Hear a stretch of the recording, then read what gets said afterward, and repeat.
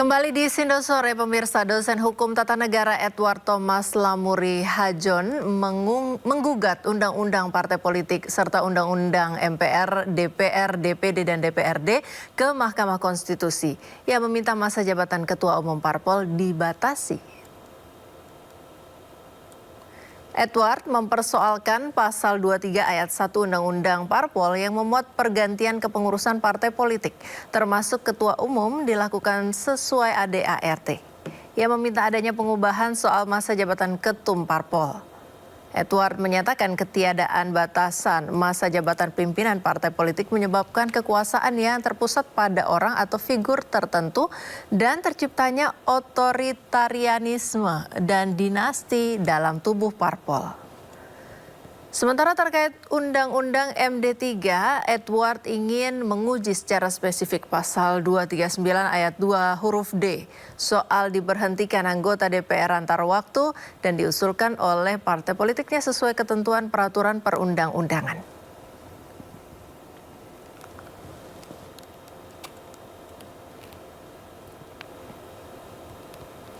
Undang-undang partai politik digugat, pembatasan periode jabatan ketum parpol kembali diangkat. Ketiadaan batasan masa jabatan ketum parpol dinilai menyebabkan kekuasaan terpusat hanya pada orang-orang tertentu dan melahirkan gaya otoritarian serta dinasti dalam tubuh parpol. Apa tanggapan parpol dan seberapa besar kemungkinan gugatan dikabulkan oleh Mahkamah Konstitusi? Sudah bersama kami melalui sambungan Zoom, Sekjen Partai Golkar Sarmuji. Selamat sore, Pak. Selamat sore. Ya, juga telah hadir penggugat dan juga dosen hukum tata negara Universitas Udayana Edward Thomas Lamuri. Selamat sore. Selamat sore. Kemudian ada juga pengamat politik Adi Praitno yang juga sudah bersama dengan kami dalam dialog sore hari ini. Selamat sore, Pak. Selamat Pak. Ya. Bang Sarmuji, Mas Erwan. Sore. Baik, saya ke Pak Edward dulu. Mungkin apa latar belakang Anda menggugat undang-undang politik ini, khususnya agak spesifik ini soal masa jabatan Ketua Umum Parpol. Ada pengalaman sebelumnya atau bagaimana? Ya, kalau terkait pengalaman ini tentunya kita terkait pada ketika kita mengajar dalam kelas ya. Jadi muncullah sebuah pertanyaan-pertanyaan kritis dan mahasiswa-mahasiswa ini mengenai bagaimana soal jabatan ketua umum parpol ini kenapa tidak dibatasi. Sedangkan kemudian kita melihat bahwa dalam undang-undang dasar itu dalam pemilihan umum presiden itu pun jabatannya dibatasi. Nah, oleh sebab itu korelasinya dengan negara hukum, di mana negara hukum menjalankan demokrasi, sehingga sepatutnya masa jabatan pimpinan parpol ini yang mana itu adalah sebagai peserta pemilu dalam pemilihan presiden itu juga harus dibatasi seperti itu. Baik. Kalau secara langsung mungkin belum. Kalau dari Pak Sarmuji sendiri, Pak, dari Golkar kira-kira gimana Pak tanggapannya? Keberatan nggak kalau dibatasi? Kalau Golkar sebagai partai politik ya paling terbebas hari ini dari gugatan Pak Edward ya Partai Golkar. Kenapa tuh Pak? Jangankan nggak usah dibatasi, bisa bertahan satu periode aja udah bagus di Golkar itu. Jadi di Golkar dinamikanya sangat intens ya, sangat intens. Jadi orang bahkan nyaris jarang ketua umum berpikir 2 periode berturut-turut. Kalaupun ada itu ya kemarin Pak Erlangga itu hanya setengah periode sebelumnya karena menggantikan di tengah jalan, lalu dilanjutkan 1 periode. Jadi tidak ada pasca reformasi yang bisa 2 periode. Bahkan sebelum reformasi pun Golkar tidak ada yang 2 periode berturut-turut. Nah, inilah keajaiban Golkar. Sama sekali Golkar tidak perlu diatur dan tidak perlu digugat oleh Pak Edward. Rasanya kita tidak memerlukan ketentuan 2 periode atau batasan mau 2 periode atau 3 periode. Golkar tidak memerlukan batasan itu. Iya, kalau dari Pak Adi sendiri, Pak Adi Praitno, ini kalau Anda melihatnya dari perspektif politik, ada pro dan kontra nggak kalau tentang gugatan ini? Kalau bicara tentang pro dan kontra pasti ada ya, tapi memang secara signifikan sebenarnya sejak lama banyak pihak lah, terutama publik secara umum, memang menginginkan supaya ketua umum partai itu dibatasi masa jabatan politiknya. Memang ketua umum partai ini kan sebenarnya menghambat regenerasi kepemimpinan, terutama pada level ketua umum. Padahal kita tahu salah satu fungsi penting dari partai politik itu adalah regenerasi kepemimpinan. Di situ ada rekrutmen jabatan-jabatan politik strategis. Itu yang pertama, Mbak. Nah, yang kedua kita tahu hampir semua jabatan politik penting di negara kita itu melalui partai politik.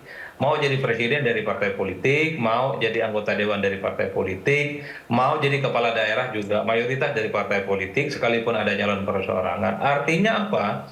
Kalau segala sesuatu pejabatan politik itu dari partai politik, ya mestinya partai politik itu memberikan contoh yang baik bahwa dirinya itu melakukan reformasi diri dan juga demokratis secara konteks internal. Ini yang saya kira memang apa yang dilakukan oleh Pak Edward tentu saja. Kalau saya dari dulu ini sebenarnya sudah menyambut baik, ya tinggal nanti bagaimana apakah gugatan yang dilakukan oleh Pak Edward ini akan berbuah manis atau justru akan mentok tidak mendapatkan respon yang cukup ya, positif. artinya kalau dari Pak Adi sendiri dalam posisi pro ya, kontranya apa Pak di luar Ya, sana? makanya tentu ada orang-orang yang kemudian tidak merasa nyaman. Karena kalau mau jujur sebenarnya partai politik di Indonesia itu kan mirip-mirip perguruan pencaksilat. Jadi hanya terdiri dari klan-klan politik, marwah politik tertentu yang sebenarnya didominasi oleh orang yang itu-itu saja. Kalau kita menggunakan apa yang disebut oleh Robert Michel, seorang ilmuwan politik, di partai itu mah nggak bisa dibantah. Ada yang disebut dengan oligarki partai. Oligarki partai itu adalah mereka elit-elit kunci, tokoh-tokoh kunci, tokoh-tokoh sentral, tapi sosoknya cukup determinan. Dia mendikte dan bisa mengatur bagaimana arah keputusan politik partai tanpa melibatkan pihak-pihak yang lain. Jadi wajar kalau kemudian saya termasuk yang sebenarnya sejak lama menginginkan supaya memang jabatan politik ketua umum partai itu dibatasi. Dan tidak boleh misalnya bahwa jabatan politik itu ya seumur hidup. Tapi memang satu hal, jabatan-jabatan politik ketua umum partai itu dalam banyak hal tidak berkorelasi politik dengan hasil pemilu ataupun pilpres ya. Karena dalam prakteknya ada partai yang mungkin sangat kelihatan demokratis, sangat terbuka, itu misalnya tidak terkonfirmasi untuk memenangkan pertarungan secara politik. Per hari ini, partai-partai yang memenangkan di pilpres misalnya, adalah partai yang memang ada sentralisasi kekuatan pada satu orang tertentu, pada ketua umum mereka. Tapi di luar itu, secara prinsip yang ingin saya katakan, minimal partai politik itu mereformasi dirinya, ada kesempatan kepada kader-kader yang lain untuk mencicipi bagaimana posisi ketua umum partai itu menjadi penting sebenarnya untuk setiap kader. Nah, Golkar ini sebenarnya adalah contoh yang paling sempurna di mana regenerasi kepemimpinan pada ketua umum partai itu terjadi secara simultan ya. Bahkan betul kata Bang Sarmuji, di Golkar itu agak ngeri-ngeri sedap untuk jadi ketua umum. Ada yang genap satu periode, ada yang juga bisa jatuh di tengah jalan karena saking hebat-hebatnya.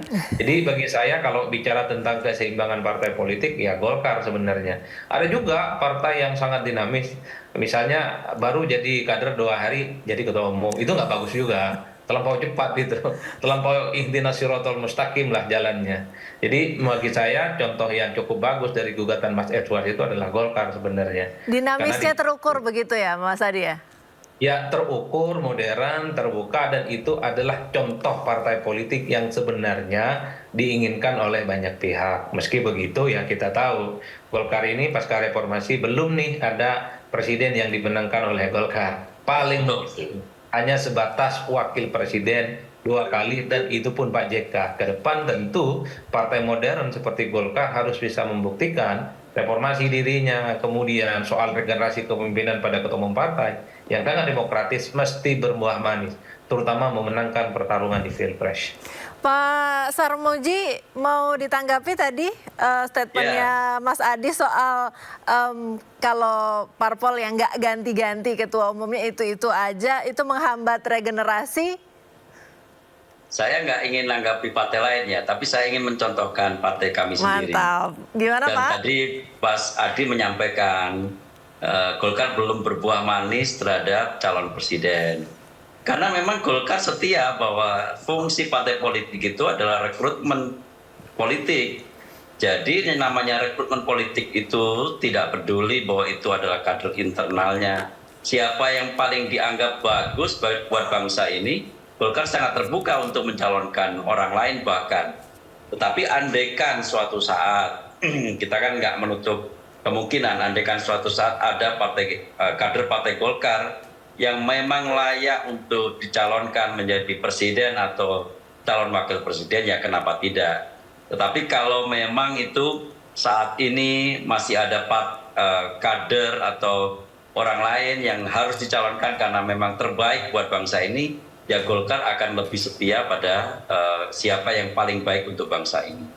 Baik. Yang kedua, tentang batasan ketua umum, ya kami bisa saja bersepakat dengan cara berpikir Pak Ketua dan Mas Adi Praetno. Tetapi namanya partai itu banyak akalnya, nanti digugat jabatan ketua umum, nanti ya nggak apa-apa ketua umumnya berganti, tapi kekuasaan ketua umum bergeser pada ketua Dewan Pembina bisa saja ya. Yang begitu-begitu itu bisa saja terjadi. Jadi menurut saya memang ini sangat tergantung dari internal partai politiknya masing-masing, apakah dia mau memberikan peluang semua orang untuk bermimpi sampai pada tataran puncak. Gitu. Jadi dan Golkar termasuk membuka diri. Orang yang paling miskin sekalipun masuk partai Golkar, dia punya kesempatan untuk bermimpi menjadi calon ketua umum. Baik, saya ke Pak Edward. Pak Edward, ini terkait gugatan.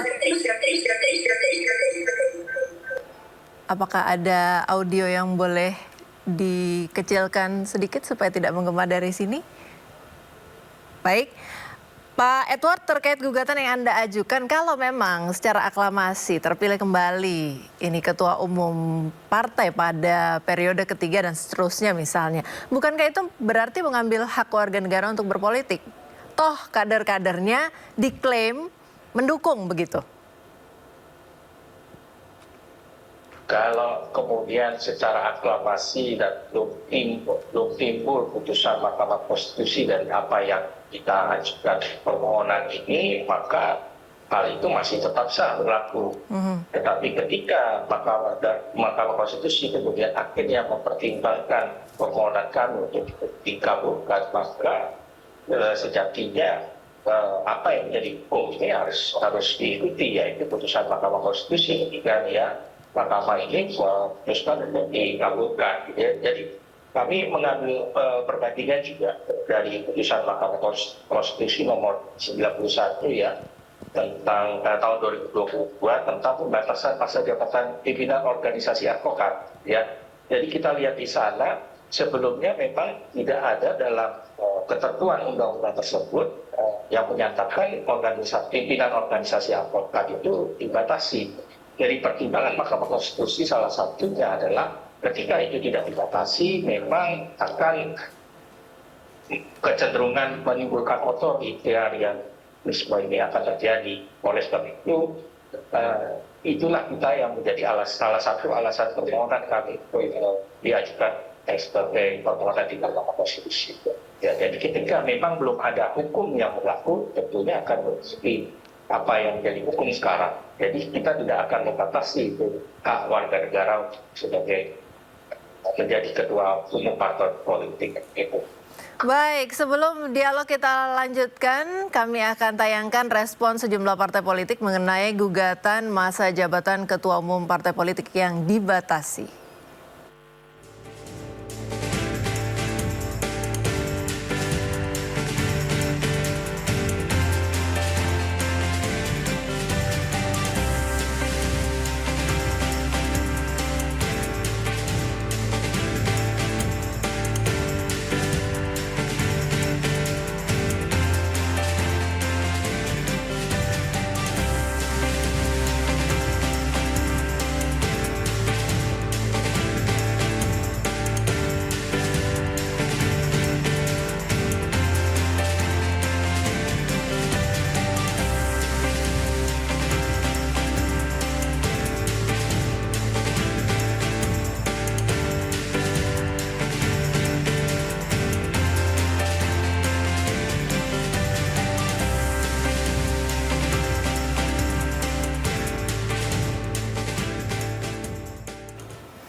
Ya, kita kembali ke sesi dialog. Apakah Pak Edward, Pak Samuji, dan Pak Adi masih bergabung? Ya, Masih. tadi kami sempat tayangkan grafis komentar dari beberapa pengurus partai begitu. Pak Adi boleh menanggapi? Ini sebagian kontra nih sepertinya. Ya, kalau mau jujur sebenarnya partai politik itu adalah pihak yang tidak terlampau nyaman dan tidak terlampau happy dengan usulan pembatasan jabatan posisi ketua umum. Karena rata-rata secara umum posisi ketua umum partai di Indonesia adalah mereka yang lebih dari 2 periode. Ya. Bahkan sejak saya sebelum lahir sampai hari ini ada juga tuh yang ketua umumnya belum ganti-ganti. Ada juga yang sejak zaman SBY ketua umumnya nggak ganti-ganti. Setelah SBY ada juga yang nggak ganti-ganti. Jadi kalau mau jujur yang merasa terusik dengan jabatan posisi ketua umum ya adalah mereka yang memang ketua umumnya itu terafiliasi dengan kekuatan figur kuat dan memang tidak pernah tergantikan posisinya secara signifikan. Kalau kita menggunakan bahasanya Robert Michel, itu yang disebut dengan hukum besi oligarki di partai. Karena orang-orang partai yang sifatnya segelintir inilah yang kemudian menjadi faktor determinan, di mana keputusan-keputusan politik strategis dan penting tidak pernah bisa digugat dan tidak pernah melibatkan banyak pihak, dan terutama di internal-internal partai.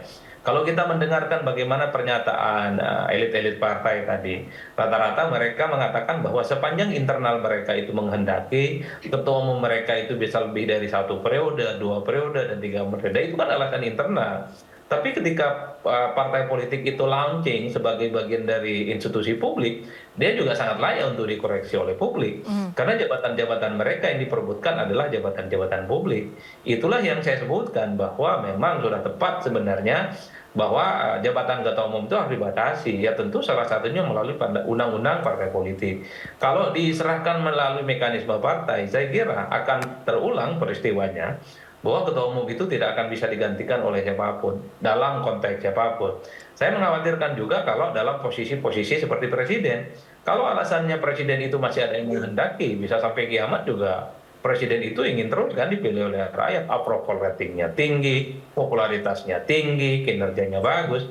Kalau tidak dibatasi atas nama rakyat dan atas nama demokrasi, ya saya kira jabatan politik apapun di negara kita itu ya memang akan menjadi masalah secara signifikan. Saya termasuk yang sebenarnya juga mendukung bagaimana jabatan politik DPR itu dibatasi.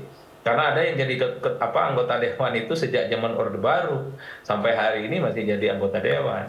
Artinya apa? Ini tentu sebagai upaya untuk memberikan regenerasi dan peremajaan. Bagaimana rekrutmen jabatan-jabatan politik strategis, baik di partai ataupun di jabatan publik, itu juga bisa dinikmati oleh kader-kader yang lainnya.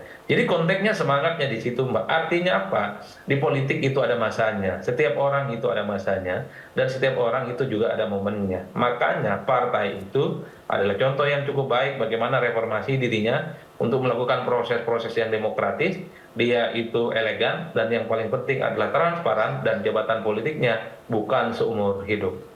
Baik, mungkin saya ke Pak Sarmuji, ini soal Golkar lagi. Tadi regenerasi yang baik begitu ya, dinamis, terukur, memberikan kesempatan pada kader-kader lain. Nah, di Golkar ini ada pengalaman mengganti ketum parpol di tengah masa jabatan. Misalnya seperti dari Pak Erlangga ke Pak Bahlil. Apakah ini dipandang baik dan akan terus dilakukan di Golkar? Atau apa kira-kira pertimbangannya, Pak?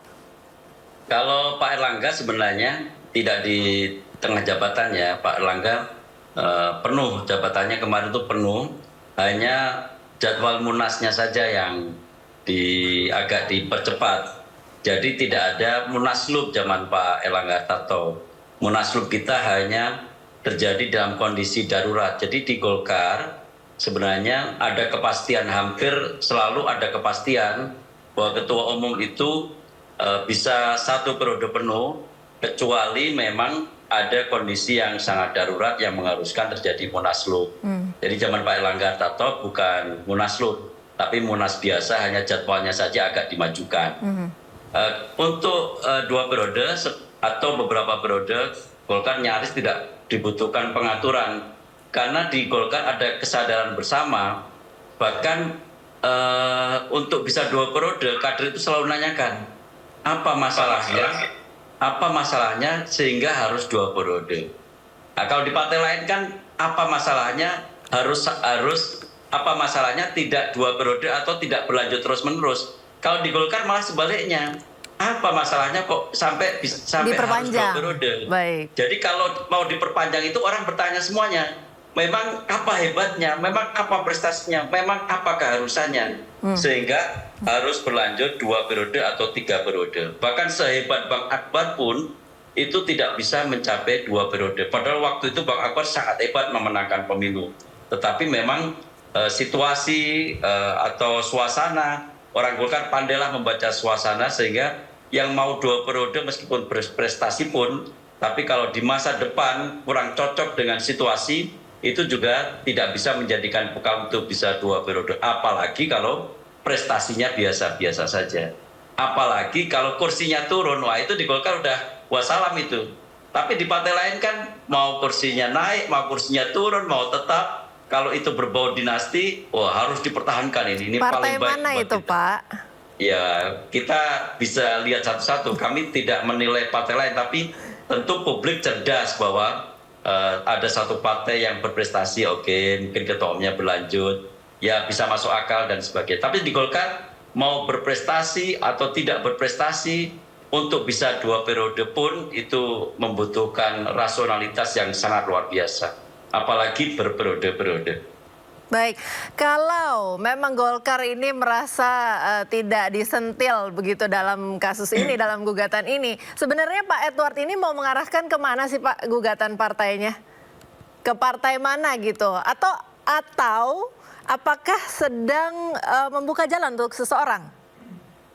Ya, kalau saya sendiri pribadi kan akademis. Jadi akademisi ini selalu murni lihat pada kebutuhan atau keadaan hukum yang ada. Dari kemudian kita lihat faktanya, tentunya tidak akan mengarah pada salah satu partai politik tertentu. Ya, jadi tidak ada permohonan ini mengacu pada ataupun membuka jalan kepada seseorang ataupun partai politik tertentu. Jadi ini murni permohonan ini kami sampaikan, kami ajukan karena kami ingin lihat bahwa kita ini sudah diamati ya oleh pengamat politik dari luar ya. Sebut saja dari Australia itu ada Marcus Meitzner ya. Kita dilihat bahwa kecenderungan politik di Indonesia ini politik dinasti ya. Jadi politik dinasti ini cukup mencuat ya. Jika kemudian politik dinasti ini cukup mencuat, kemudian kami melihat pada pendapat Bibi Asidiki, maka tidak ada kreativitas di dalam tubuh partai politik ya. Selain itu memang kami kembali lihat pada jenjang pembatasan kekuasaan. Setiap namanya kekuasaan ini harus ada pembatasan ya. Jadi untuk menghindari yang namanya abuse of power seperti itu kan. Baik, terima kasih Pak Edward Thomas Lamuri Hajon selaku penggugat Sekjen Partai Golkar Bapak Sarmuji dan juga pengamat politik Bapak Adi Prayitno sudah bergabung bersama kami di Dialog Sindo sore hari ini. Selamat beraktivitas kembali dan salam sehat Bapak-Bapak. Terima kasih.